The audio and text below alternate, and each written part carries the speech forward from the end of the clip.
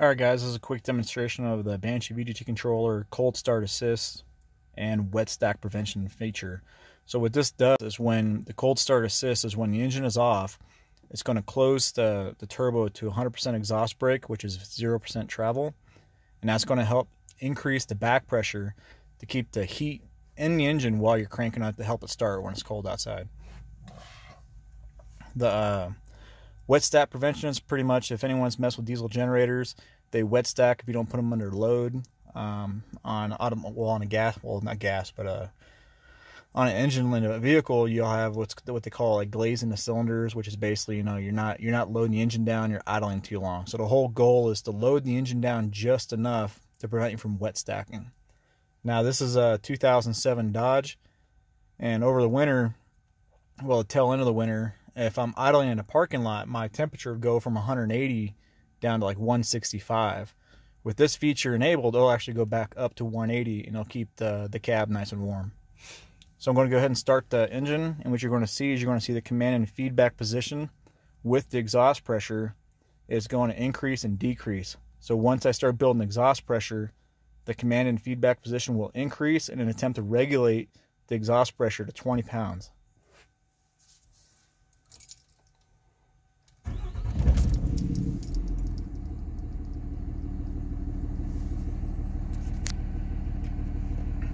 And of course my engine's hot.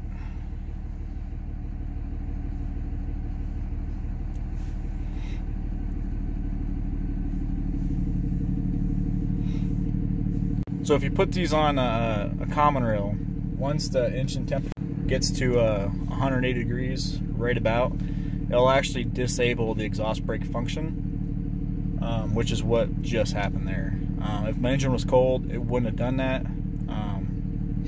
But as the engine gets hot and cold, if you're idling too long, it will actually kick this off and on. Now I'm going to high idle the engine, and what should happen is the command and feedback position should go up a little bit, but the exhaust pressure should stay at 20 pounds.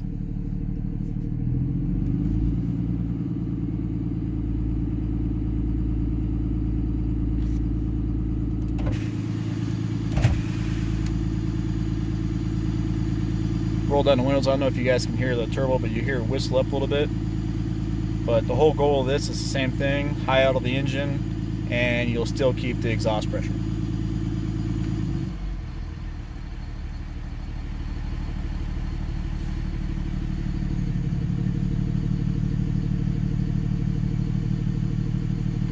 Now this is 100% automated, so all you do is you flip on the exhaust brake switch and you tune the settings in the software, and the controller does the rest of it.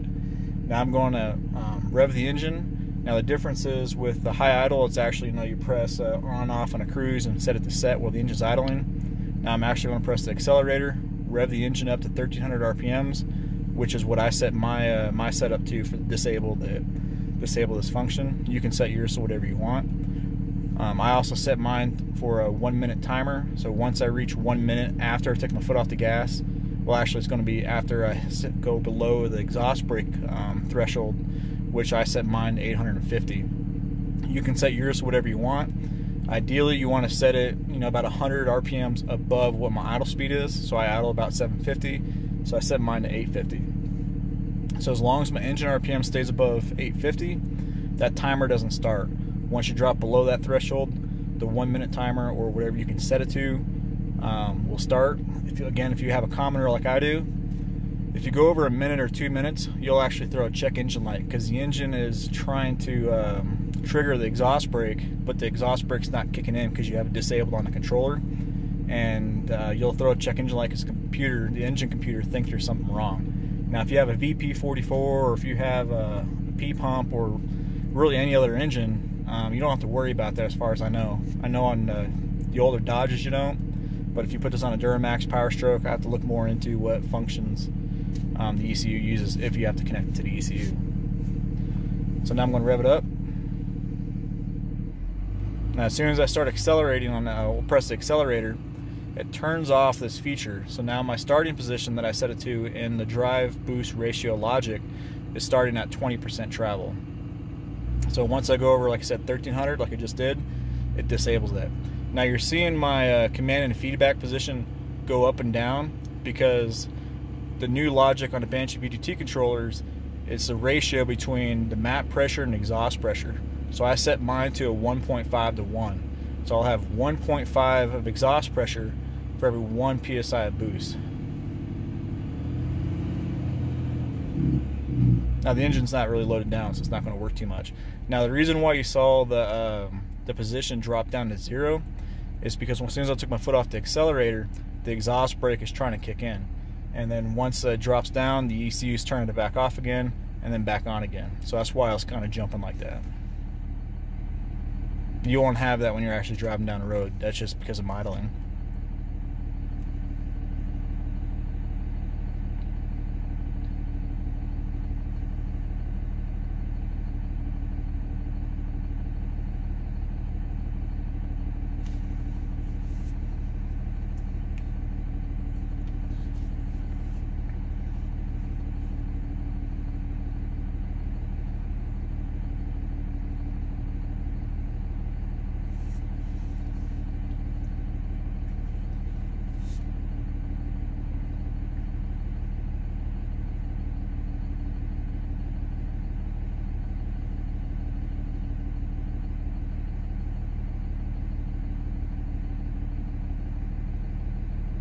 And there it goes.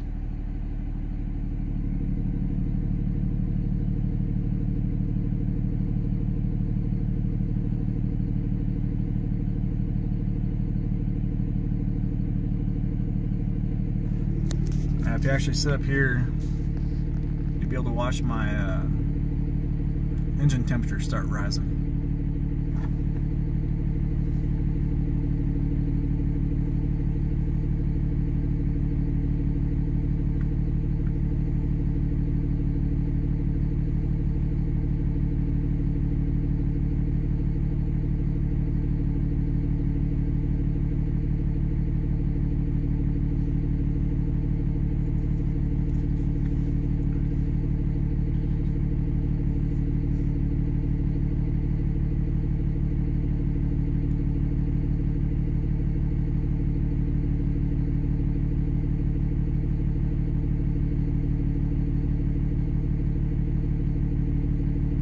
And like I said earlier, with this off, like my heater in my cab will actually get cold on me. So once I flip this on, I sit there and idle in the parking lot, the heater will actually get warm again.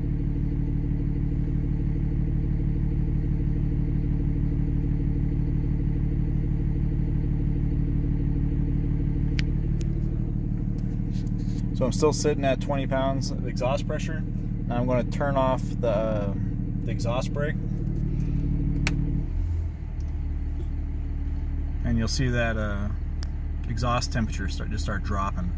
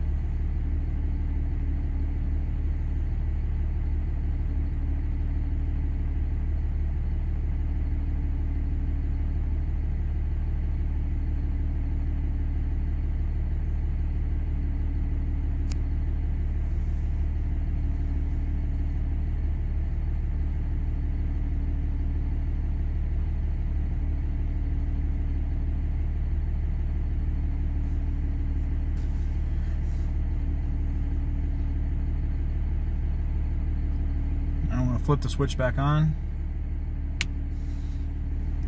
Commanded position starting to drop down, building pressure. I'm back to 20 pounds. You can just see the exhaust temperature just shoot up.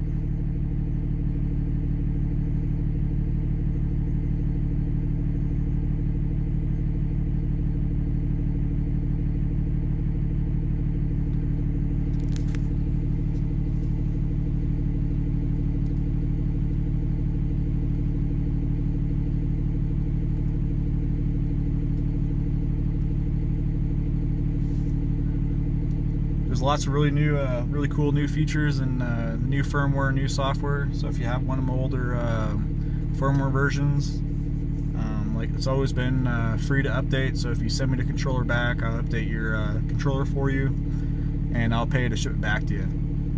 Same thing to software. Software is freeware. It's right on my website. Anyone's free to download if you just want to open it up and click on it. But it has to connect to controller to really open up all the settings. But yeah, if you have any questions, feel free to email, call, or text me. My website's Steeds Tech, steeds.tech, or look me up on Facebook. My number's on a bunch of websites all over the place. Thanks.